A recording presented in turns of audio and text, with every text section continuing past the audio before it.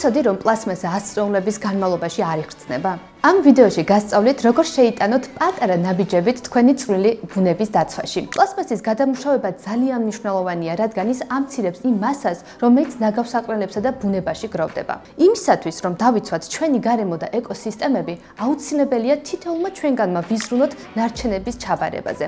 პირველ რიგში, უნდა განვსაზღვროთ ნარჩენის ტიპი და გადამუშავებადია თუ არა ის საქართველოში. მოძებნეთ ნიშანი, რომელიც მიუთითებს პლასმასის ტიპზე. სამკუთხედი ციფრით ასოებიდან ორივე ერთად, ეტიკეტზე ან შეფუთვის ქვედა მხარეს. პლასმასის მარკირებიდან მხოლოდ რამდენიმე შეიძლება გადამუშავდეს საქართველოში. ერთ-ერთი ასეთია სასმის ბოთლები, ეგრეთ წოდებული PET ბოთლები. როგორ მოვამზადოთ პლასმასა ჩასაბარებლად? პლასმასას სასმის ბოთლების უმეტესობა არის PET პლასმასა. ზოგჯერ შეიძლება იყოს ნიშნით ან ნიშნის გარეშე.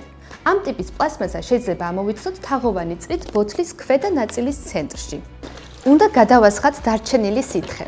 კარგად უნდა გამოვრეცხოთ ბოთლი, თუ კი მასში ესხარ ძიანი, ტკბილი ან ალკოჰოლური სასმელი. ეს წყლის ბოთლია, ამიტომ ისედაც გამორეცხილია.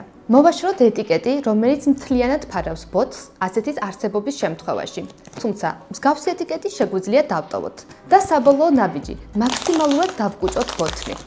შესაძლოა ეს პროცესი გარკვეულწილად ნამდვილად მოითხოვს ჩვენგან ძალისხმევას, მაგრამ მსგავსი ძალისხმევით ჩვენ ვიცავთ იმ გარემოს, რომელშიც ვცხოვრობთ. ხოლო პროცესის გასამარტივებლად კი ისეთი კომპანიები გვეხმარებიან, როგორიც არის მაგალითად პარკი არ მინდა, ტენეს, პარკო და ასე შემდეგ.